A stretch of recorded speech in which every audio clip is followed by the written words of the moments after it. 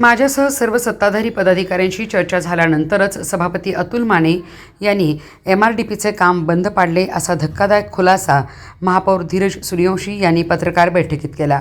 महापौरांच्या या खुलाशाने अनेकांच्या भुवया उंचावल्या असून MRDPच्या विषयावरून सत्ताधाऱ्यांनी एकत्र मोठ बांधल्याचे स्पष्ट झाले।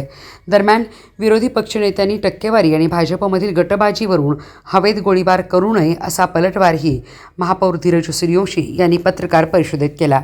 महापौर धीरज सूर्यवंशी, सभापती अतुल माने, सभागृह नेते तथा भाजपाचे गटनेते संदीप आवटी, राष्ट्रवादी पक्षाचे गटनेते मनोदीन बागवान यांनी संयुक्त पत्रकार परिषद घेतली।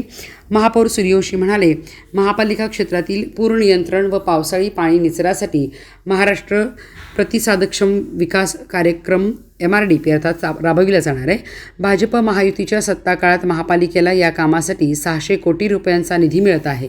या कामाच्या उद्घाटनाला अख्ख्या मंत्रिमंडळाला आणायचं आहे। तोपर्यंतच ठेकेदाराने परस्पर काम सुरू केले, कार्यारंभ आदेश नसतानाही काम सुरू केले। त्यामुळे सर्व सत्ताधारी पदाधिकाऱ्यांनी चर्चा केली। आमच्या सांगण्यावरून सभापती अतुल माने यांनी काम बंद पाडले। यात टक्केवारीचा विषय नाही। 3ही शहरातील कामांसाठी मोठा निधी येत आहे। आम्ही विकासाचा अजेंडा पूर्ण करणार आहोत, गटबाजीचा विषय नाही। महापालिकेत टक्केवारी सुरू असल्याचा तसेच भाजपमध्ये गटबाजी असल्याचा विरोधी पक्षनेते मंगेश चव्हाण यांचा आरोप म्हणजे हवेत गोळीबार करण्यासारखा प्रकार आहे। टक्केवारी सुरू असल्याचे वाटत असेल तर उघड विरोध करा, उगीच हवेत गोळीबार नको। काहीतरी आरोप करून प्रसिद्धी मिळवणे हा चव्हाण यांचा उपद्व्याप आहे। आम्ही विकास कामांच्या मागे आहोत। टक्केवारीच्या आरोपांनी आमच्या अंगाला भोके पडत नाहीत, असेही सूर्यवंशी म्हणाले। राष्ट्रवादी पक्षाचे गटनेते मनोदीन बागवान म्हणाले, MRDPचे काम बंद पाडण्यापूर्वी सभापती अतुल माने यांनी आमच्याशी चर्चा केली होती। खोडसळपणाचा आहे। त्यांना असं वाटतं की यातनं काय तर महापौर सभापती भांडणं लागतील आणि पुन्हा काय तर असेल, तर असं काय नाही। आम्ही भारतीय जनता पार्टीचे सर्व पदाधिकारी आणि राष्ट्रवादी अजित पवार गटचे सर्व पदाधिकारी एक संघ आहोत। आम्ही निवडणुकीच्या वेळी नागरिकांना काही आश्वासनं, प्रत्येकानं आपला आपला अजेंडा नेमून दिलेला आहे पक्षानं। तो अजेंडा पूर्ण करण्यासाठी आम्ही सर्वजण तळमळ करत आहोत। आमच्या सत्ता आलेल्या काळातच 600 कोटी रुपयाचा एवढा मोठा निधी पहिल्यांदाच महानगरपालिका क्षेत्रात येतोय। कुठं तर त्याला गालबोट लावण्याचं काम कुठल्याही पदाधिकाऱ्याने किंवा कोणीही करू नये। चांगल्या पद्धतीचा निधी येणार आहे, चांगल्या पद्धतीचं काम सर्वजण मिळून करून घेऊ, एवढीच आव्हान माझं सर्वांना आहे। काय सुद्धा टक्केवारीचा आरोप नाही आहे। टक्केवारी जर कोणाला वाटत असेल की महापौर टक्केवारी घेतोय, सभापती टक्केवारी घेतोय, तर त्यांनी पुराव्यानिशी बोलावं। दरवेळी हवेत गोळीबार करणे, नागरिकांच्यात संभ्रम निर्माण करणे हे काही योग्य नाही आहे।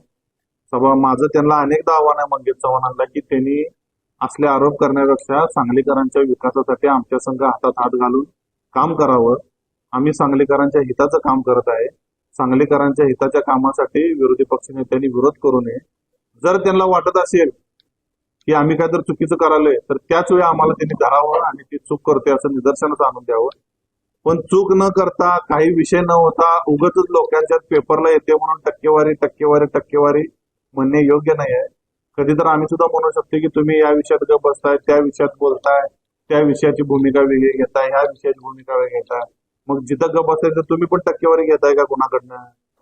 असे आरोप प्रत्यारोप एकमेकावर करण्यापेक्षा सांगलीकरांच्या, मिरजकरांच्या, कुपवाडकरांच्या विकासासाठी आपण एकत्र येऊन काम करूया। आमची मानसिकता आहे ना एकत्र येऊन चांगलं काम करायची। एवढे 100 कोटी रुपयाचे आता वर्क ऑर्डर होणार आहेत येत्या 2-3 महिन्यात। चांगलं काम करून घेऊया सगळ्यांकडनं। एकमेकावर आरोप करत बसल्यात मजा दाखवण्यात काय अर्थ नाही आहे। लोकांची चांगली कामं करून घेऊया। माझं त्यांना आणि परत एकदा आव्हान आहे की चांगल्या कामासाठी त्यांनी संघ यावं। एकमेकाची आमची गटबाजी कोणतीही नाही आहे। 10 वेळा सांगितलेलं आहे। सारखं पत्रकार बंधूंनी गटबाजीचं छापणं बंद करावं।